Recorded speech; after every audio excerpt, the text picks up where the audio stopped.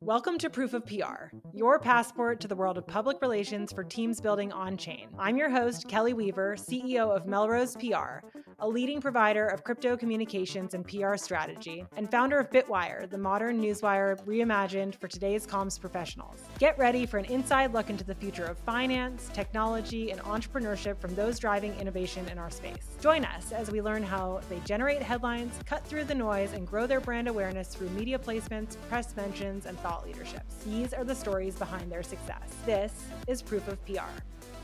Hi, everybody. Today I am here with the fabulous Elizabeth Olson. Welcome, Elizabeth. Thank you so much for having me, Kelley. Great to be on the show. Great to be in the pod. Love it. I love that we're doing this. Thank you for taking the time. Can't wait to hear more about your background. So you are everywhere, and I want to hear how you kind of came on the scene in Bitcoin. Can you take me through your career journey? What initially drew you into the Bitcoin space?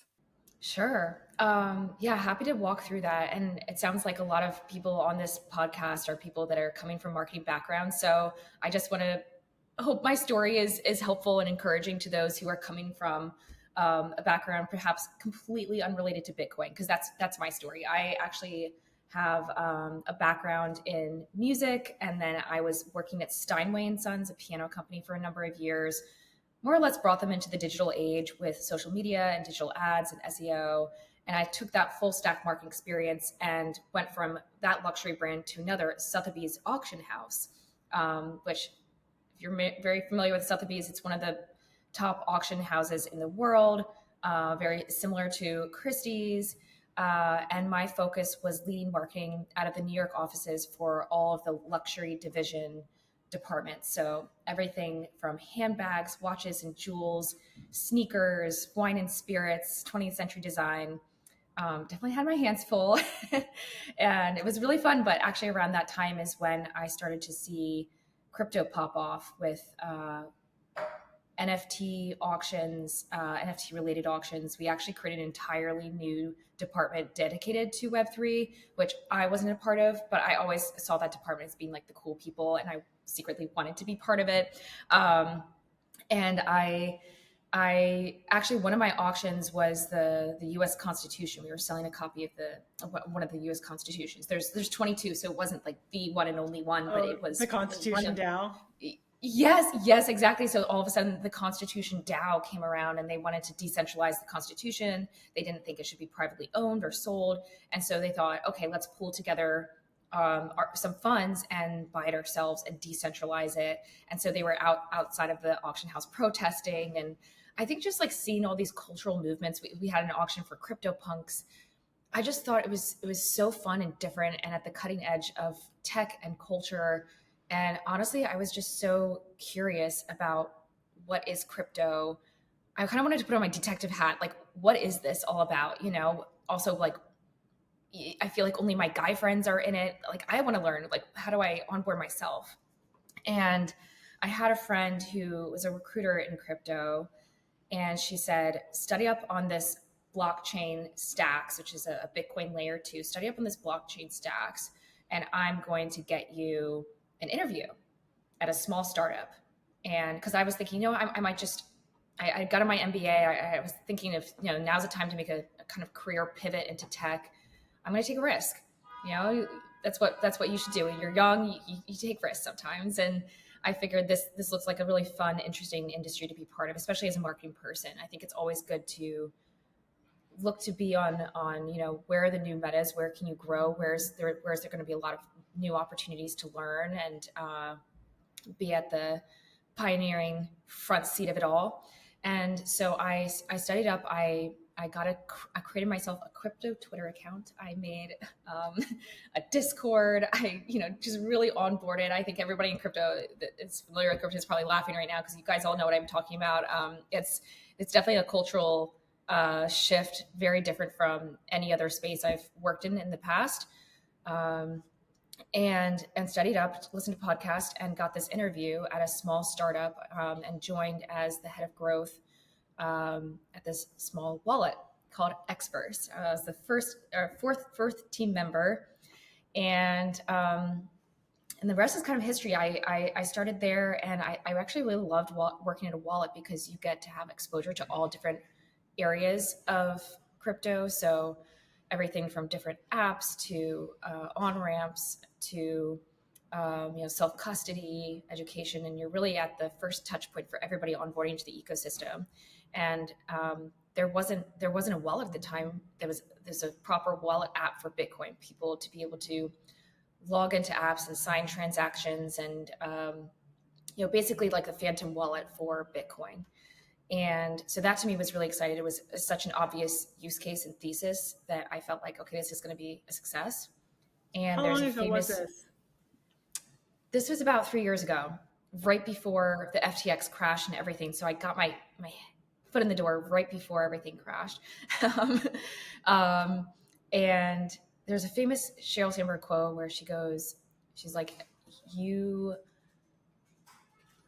just get yourself on a rocket ship. It doesn't matter what seat, just get on that rocket ship and you'll take off and shift up from there. And that's kind of how I felt about crypto, and that's how I felt about Xverse. I felt like this is a really great project. I'm going to get a lot of experience here, fabulous team, and I'm going to learn a lot.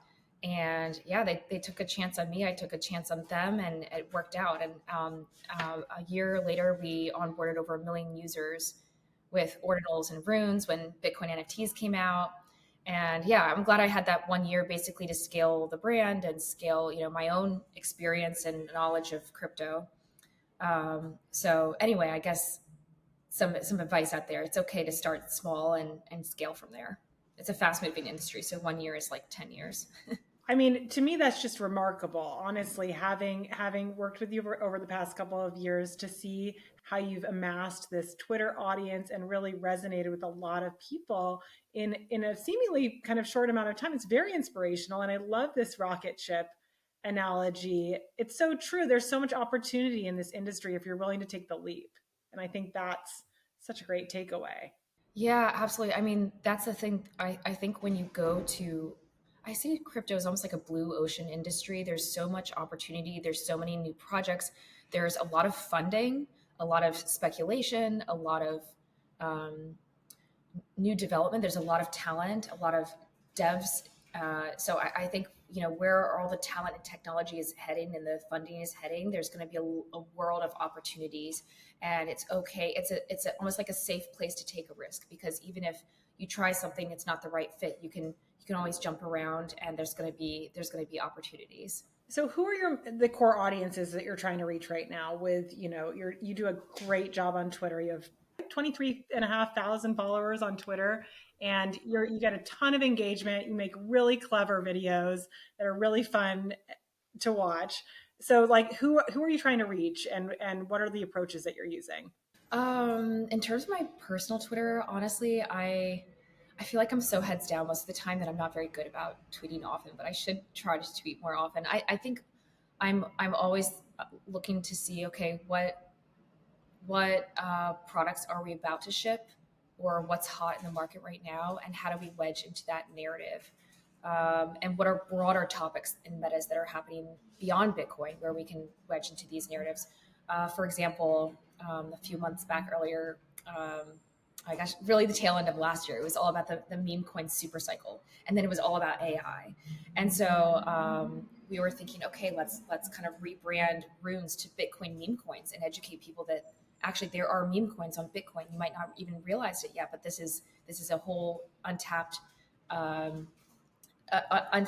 chain where people can come and start speculating and trading and getting some exposure. And it's almost like the friction is almost all the more bullish, because if there's more friction, that means that people haven't all come yet. So you're very early. So just trying to shape these different narratives to help people understand the Bitcoin space, the Bitcoin ecosystem, why they might consider getting involved in it.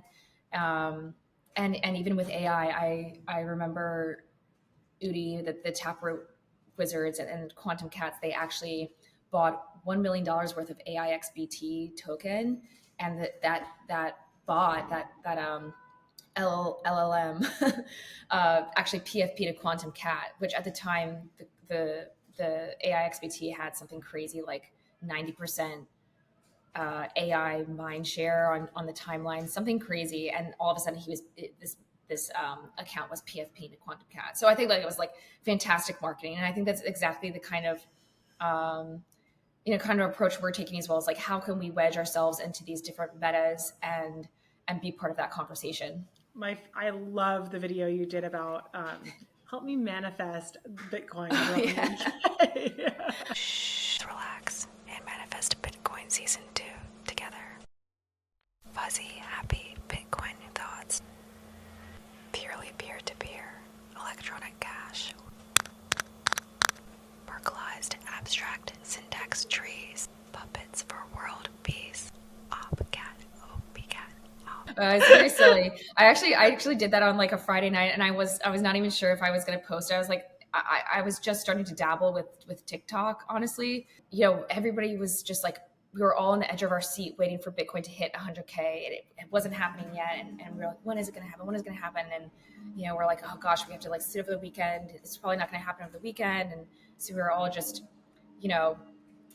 freaking out. And so I figured, you know what, maybe a little ASMR will help calm us all down. Let's all take a breath. So the tapping of your fingers along like the tapping was so like, it was just fun. It's very unhinged content, but it's a Friday night. It was like 11 p.m. I was like, I'm just going to send it. And if people like it, great. If not, I mean, I think it shows a little bit of my personality and crypto culture. You just got to have fun on the timeline. And this is a very unhinged culture. So it's okay to put out some random Bitcoin ASMR. Yes. What are there any tips or resources? Like, you've obviously absorbed so much information over like a relatively short amount of time about this whole entire ecosystem. Like, are there any resources or tips for how people can get started and what's kind of approachable? Was it scary at any point where you felt like, oh, I need to learn so much here? Or oh my gosh, I was so overwhelmed in the beginning. Yeah, it was it's just like you have to move faster than the speed of light to onboard. And I was just listening to all the podcasts I could, YouTube. I was reading blogs, and happy to like share. Maybe I'll write like Elizabeth's recommended blogs and podcasts and writers, and honestly just like following a lot of people on Twitter to try to get up to speed and to better understand the culture. But one thing that I will say I wish I had a few years back was ChatGPT. I didn't have that then, and I actually, when I started at Xverse, I had to create our SEO wheelhouse. And at one point I was writing all of the blogs as well. So I was writing all these technical blogs and having to do all this deep research myself. And so I have to say those onboarding now have it really easy. You've got ChatGPT. But I think that would definitely be a fantastic resource getting started. Love it. Yes, completely. And are there any other AI tools that you use and love? Or are you ChatGPT purist? So far, I'm pretty much a ChatGPT purist. One thing that I think is an interesting thing to consider as people get into, as marketing and through the crypto and AI lens is now there's this thing called LLM SEO.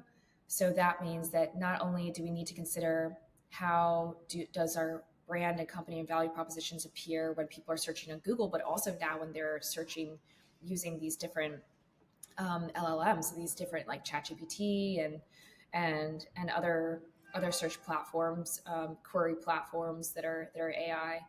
Because basically, if your brand isn't coming up, you're missing out on potentially hundreds of thousands of users and brand product adoption. So that's actually an interesting new focus on our side at Magic Eden is, okay, how do we ensure that our brand and our products are being proposed and come up in relevant search queries? It's completely changing our approach to PR as well. Because all of a sudden trade publications carry so much more weight than they once did, because even if the click-through rate isn't there, the quotes in those trades is what Google AI is pulling in on the top of their feed. So there may not be the click-through, but like our clients' quotes are getting, sourced in that AI generated content. It's incredible. Oh, So wow. it's That's really, fascinating. it is, and it makes Are you going to do, SEO and PR that much more important, because it is like, it's, our clients are being pulled into AI now. right. Yeah, exactly. How are you navigating that at Melrose? Is this something that you guys are already incorporating into your PR as well and your day-to-day operations? Big time, because it's, I mean, basically what it means is the trade publications that one time, some of our clients used to be a little bit more dismissive of, carry so much weight, because that's how, like, these AI LLMs are, like, basically sourcing for authority, and especially in niche, subjects, they just matter so much more. So it's changing the approach to, like, what's going to make the biggest impact. But I mean, I think that the underlying message, which it's the same with SEO and all that you're talking about, is um, thought leadership matters more than ever, right? Because it's like, it's got such a bigger, wider audience and impact now. So these quotes and things being pulled into the feed is really important. Oh, fascinating. It's prioritizing the quotes. Quotes and authority. So if you're quoted over and over, yes, it considers you an expert, pulls you in more. Okay, that's really fascinating. Yeah, that's really fascinating. And it makes sense. I mean, it's the one thing that's original and can differentiate that from, just a facts-based chat GPT. It's like, okay, this is actually an opinion that's from a real individual. It's fascinating. It's changing in the past few months. So, like, it's constantly evolving, and we're having to pivot strategies and learn how it's being used and learn what works. And but ultimately, it's a positive for us, because the work that you're doing, the work that we're doing in terms of SEO, marketing, and Yeah. earned media is more valuable than ever. So it's exciting. And then this season of Proof of PR, I've learned so many great AI tips. It's so Ooh. true. Like, everyone that I've talked to is using AI in different ways, and it's so interesting. I definitely And would different love tools to for different things. I know. I look need. back I at am those. kind of. I'm a Claude. I love Claude personally, but Oh, okay, interesting. Interesting. Yeah, I'm just such a ChatGPT purist, I guess, but yeah, I'm definitely open to exploring others. what experiences is, like, throughout your journey and career, which I love that you worked with Steinways. That's so cool. Have influenced how you approach brand building today? I would say it's so important to have both clarity and consistency when building out a brand. Uh, for example, with luxury brands, it was so important to ensure that we were always, you know, on par and only using top quality language, top quality visuals, top quality um, items that for events. Everything needed to be absolutely on par with what a luxury experience, 360. And I think that also carries over for any brand, really. Um, one of the funnest projects I got to do at Xverse was being behind the full rebrand of Xverse. So if you see the logo X, that was actually one of my projects. I got to work with, I found an agency out of Barcelona and got to work with them to totally redo the X First brand. And one thing I told them, and one thing I think that's always important to think about, is know your product and then also know your audience, and ensure that is you're going to be catering the product and the vision of the product and the experience of the product to that audience. And so I thought, okay, Xverse, this is a crypto wallet. You want to be both modern and bold, and you don't want to just feel like an app. You want it to give more weight to it. It needs to feel like an actual brand. So modern, bold, and fresh, but also serious, because people are entrusting their assets, their funds in our wallet. And so it's all about security as well. So I think we wanted to have something visually and also in our tone that conveys this. We didn't want to be too degenerate and too um, visually messy, and also at the same time, we really wanted to convey that people can trust this wallet. And I also wanted to convey, I think, clarity in terms of like simplicity. And that could be as simple as like, okay, guys, we're Xverse. Everybody's always misspelling the Xverse, like is the V capitalized or not? So I thought, okay, why don't we just make the logo itself should just be an X, keep it simple. And that's very memorable. People are going to love it. Like it's very simple. And then immediately you see the X, you're going to think Xverse. We don't need to have a symbol or something that, just keep it simple. X all. And that's right after that, actually, Elon rebranded Twitter to X. So that was pretty funny. I think he and I were kind of on the same wavelength, or maybe he copied. But it was great because then people started opening up Xverse instead of Twitter when they meant to open X. So we got a lot of wallet opens. It was really great for our ASO.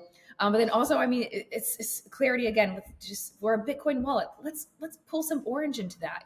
Like people see orange, they think Bitcoin, they're going to get it. And we want to be very as clear as possible. There's so many brands in crypto. There's a lot of noise. Like, let's just be as simple and clear as possible. We're Xverse, there's X and there's orange. It's a Bitcoin wallet, And I mean, sometimes it's just like as simple as that, and it doesn't need to be super, super complicated. But then it is very, very important to ensure that there's consistency throughout the messaging, throughout the visuals, everywhere, that we're carrying that same quality, that same tone across the board. What unique challenges come with marketing in the Bitcoin space? Unique challenges in Bitcoin, I would say, first of all, Bitcoin L1, there's a reason why people started building other chains, because Bitcoin L1 is very, very difficult to build on. There's no expressive smart contracts. And so there's therefore a lot of product friction. And the experience you might get on other chains is a lot more smooth, a lot more user-friendly, a lot more intuitive. It's really tough to build that out on Bitcoin. And so I think it's a matter of level setting expectations. A lot of people sometimes, like, we get to a point of where finally we can have a more smooth experience, but then have to remind people it's still going to take as long as it takes a Bitcoin block to settle for your transaction to go through. It's still going to take those 10, 15 minutes. So I think just level setting expectations, and especially in regards to timeline as well as a marketing person working in crypto, working with the devs, I tell my team, like, never trust the devs, never trust the timeline that they give you, because you just can't plan for that. We could try to plan an entire campaign around a product GTM, but that GTM, that timeline is always going to be moving around. And, they might tell me, it's going to come out this month, and maybe it's like 2 months from now. So I always say, like, have everything ready, but, don't start ramping up something unless it's like really ready to just turn on and go live. So I would say just definitely a lot of friction working on the L1. Also cultural friction as well. When ordinals first came out, for example, there was a lot of pushback with the Bitcoin maxis. They were saying, oh, this is clogging the network. Same with runes. And just trying to find, okay, what's the best narrative that we can have for ordinals, while also appealing to people who do care about the network. How are we both moving the ecosystem forward, but also abiding by Bitcoin ethos?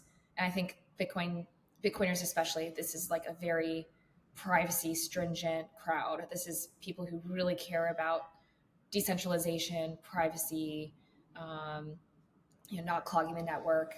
So I think we're always just trying to find ways to convey, like, being open source, being as transparent as possible about how we operate, how privacy is respected, how things are decentralized, or at least trust minimized.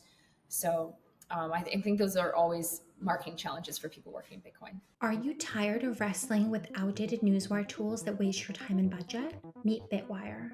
Your news amplified. Sharing your news should be the most celebrated moment in business. As communications professionals and founders, you deserve better than clunky interfaces and confusing pricing models. That's why we've reimagined the newswire for today's PR landscape. With BITWIRE, our AI-assisted tool turns 30 minutes of data entry into less than 5, giving you back your most valuable resource, time. We've eliminated confusing pricing structures. Pay only for what you need when you need it, with progressive discounts when you buy in bulk. Most importantly, we ensure your news reaches premium publishers who matter to your audience. generating high quality, shareable links that deliver real results. Created by PR professionals who've been there, done that, BITWIRE solves the problems you actually face. And our dedicated support team is ready to assist, even on Mondays. Visit bitwire.com today and discover how the modern newswire can transform your communication strategy and give you your time and sanity back. BITWIRE, your news amplified. I liked your point about setting expectations because it does take a while. Like yesterday when someone sent me an ordinal, it took a while. And I was glad that in the magic in the wallet, there's a feature where you can actually see that there's something pending coming to you because something coming through. Yeah. Listen, having been in crypto for a long time, it still gives me heart palpitations when I move crypto around. Yeah. Oh, same. I mean, sometimes I'm like, I don't even know if I trust myself. Like, with my own assets. Sometimes it's nice to have a bank sometimes too. Knock on wood, I've never had anything actually go wrong, but I've had people send things to the wrong place. And so that's, it's, yeah. It does happen. It happens to the best of us, and hacks happen all the time. Many of my friends have gotten hacked, and yeah, it's kind of crazy. So I don't know how things will end up eventually, because I do think there's a world where you can use Bitcoin and value Bitcoin, but you don't have to be it doesn't have to be all about self-custody. I think there's a world where yes, I agree with that. Yeah, I think there's going to be that balance. Like maybe you have a certain allocation of assets that are self-custodied and others that aren't, or maybe you're going to go to multi-sig route. But ultimately, I think it's pretty crazy. Like actually, funnily enough, my 90-year-old grandma called me the other day, and I never hear from her. In fact, I didn't really expect that she even knew how to like use a phone. Like normally, if I call her, it's through my aunt or someone else. And so I got this call. I thought something wrong, and I picked up the phone, and she said, "Oh, Elizabeth, can you tell me how can I buy Bitcoin?" And this is right when Bitcoin was reaching the all-time high, like 110K, of course. I'm like, oh my gosh, my 90-year-old grandma's asking me how she can buy Bitcoin, and how am I going to like begin to talk to her about self-custody. There's just no way, the self-custody thing is just not going to happen for my 90-year-old grandma, but she does want to buy it. I mean, I think she was thinking about the, future generations and investing and giving back. And I think that's so beautiful, and people should be able to do that if they want. So I just think, it's not everybody's going to be onboarding in a self-custodial way. Well, there's so many risks associated with it, and to be able to unpack those risks to grandma is just like not there yet. Yeah, definitely. What do you think is the most exciting and rewarding part about working in this space? The same reason everybody's here for Bitcoin. It's permissionless, it's peer-to-peer, it's borderless, it's much more efficient financial system. And I think that's ultimately, like when I think about, okay, why am I here? Like ethically, why am I here? Because there's a lot of gambling and degeneracy, and I think of it. I just see it all as a bumpy road on the way to Bitcoin adoption. And Bitcoin adoption is actually being a really good thing for humanity and for the world. And so through that lens, I'm excited, and I that's something that excites me every day. Getting out of bed, okay, this is like what I'm working towards. Despite some of the craziness along the way. That's good for adoption. Speculation is good for adoption, and what else is going to get people to onboard and get curious about Bitcoin. So I think it's all good. Everything has its own purpose towards Bitcoin adoption. But also, I have to say, I just love how international the space is too. I love that this isn't just a brand focused on a certain market, but this is truly a global initiative that everybody around the world is contributing and participating in. And it's so fun also to get to meet people IRL at different events around the world. And many people have become very close personal friends as well. So I have to say, I really enjoy the social aspect too. Perfect segue into my next question, which was going to be about how events, what role events play in this industry and in building brand visibility and community. I know we've seen each other around the world, which is so fun. And I fully agree with everything that you just said. But I'm curious, how do you sort of pick which events you go to and decide what's worth it and, are going to make an impact? Yeah, I think this is a great question. I could talk about events for like an hour because I do have a whole strategy when it comes to events. I think there's a great way to do them, and then there's a terrible way to do events, and few and far between.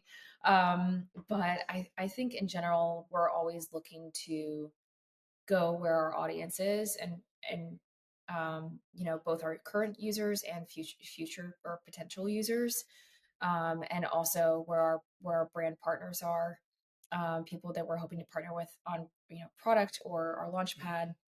And so of course I'm always prioritizing what are the top crypto conferences and what would be appropriate, what kind of appropriate event would make sense. And from there, in terms of goals, I see events really helpful for brand positioning and thought leadership. A lot of times, if you're partnering and throwing an event alongside of a conference, you'll potentially get speaker opportunities at those conferences.